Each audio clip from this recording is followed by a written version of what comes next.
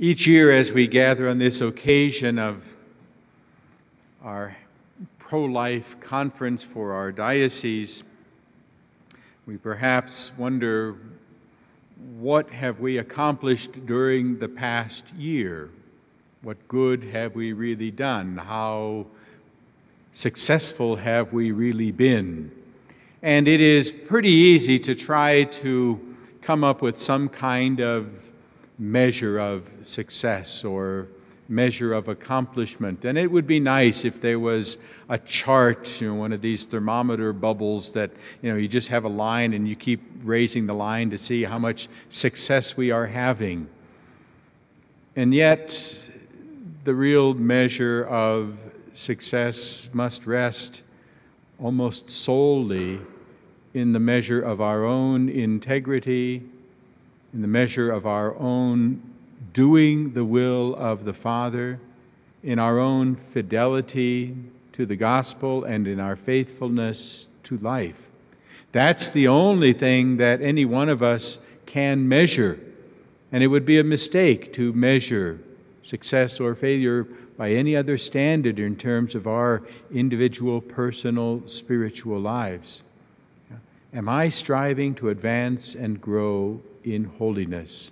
And is this apostolate, this mission, a part of my doing the will of the Father? Is this work a part of my fulfilling what God has called me to do? Because if I am doing that, then I'm advancing and growing in holiness as manifested in that faithfulness and perseverance. I think the readings today give us, in some ways, that same message. St. Paul, in writing to Timothy, he begins his letter. And St. Paul is very quick in recognizing that he's going to give advice to Timothy. It's very quick to recognize that he needs to acknowledge his own unworthiness to give that advice, to acknowledge his own faults, flaws, shortcomings, and his own sinfulness. He says, I can talk to you about these things because I have received great mercy from God, because among sinners I was the greatest.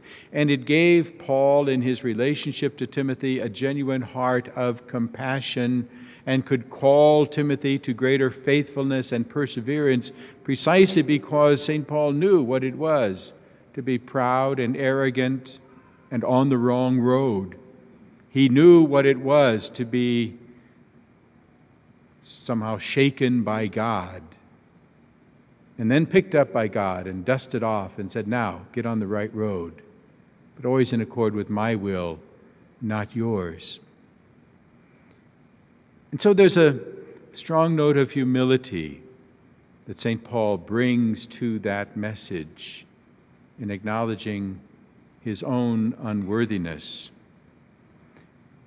He knows that if he listens to the Gospel of Luke, that if it was his fruit that was being produced, it would be pretty ugly fruit. It would be bad fruit because of his own sinfulness. But if that fruit comes from a tree which is rooted in the Lord, if it comes from a house which has a deep and lasting foundation in the Lord and in truth, then the house will be strong and the fruit will be good. Not because the builders are good and not because we are good, but because God is good and God is merciful. And if we strive more fully and wholeheartedly to do His will, then that fruit that it produces will likewise be good. For us, in terms of our work, and there is so much work to be done, so much educating to do. And I really think more and more that education in this area is so important. Those of you who read my column know that I wear the little pro-life feet, the 10-week feet. And I was in line in an airport at Los Angeles, and 3 businessmen who looked to be fairly savvy, although they were teasing each other about whether or not they had time to go to confession in this line while we were waiting for security. I assured them the line was not long enough.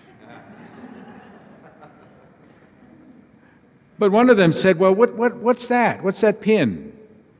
And I said, "Well, that's the little feet of a 10-week-old fetus."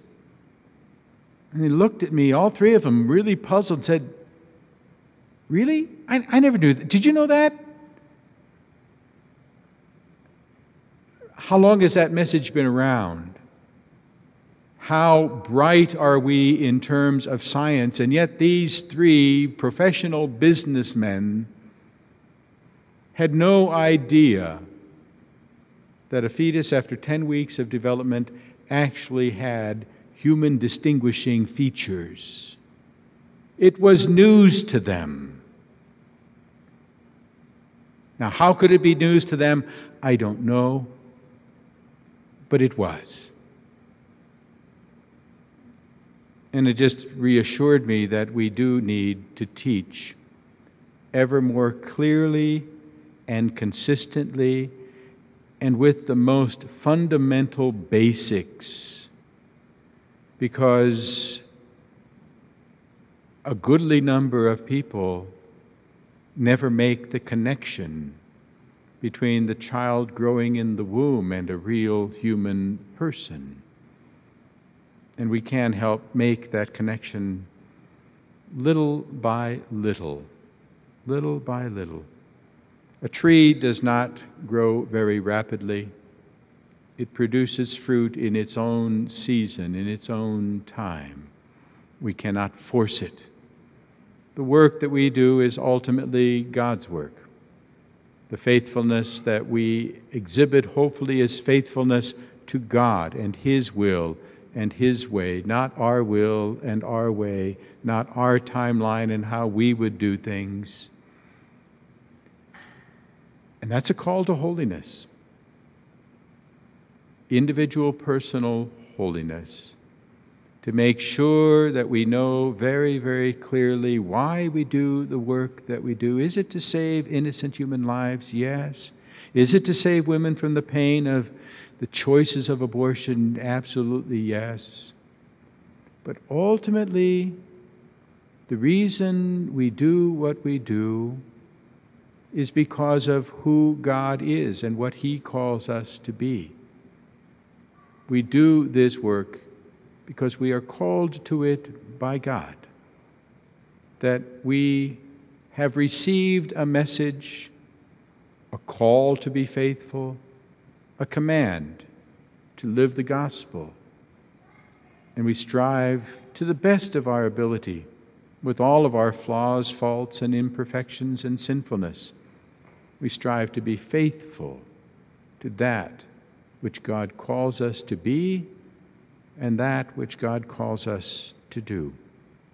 I pray that our time together today is a time to be renewed and refreshed and reinvigorated, a time to be a bit more restored in hope, a time when we can say, if I get discouraged, that's because I make it more about me than about God. And it's a call to holiness.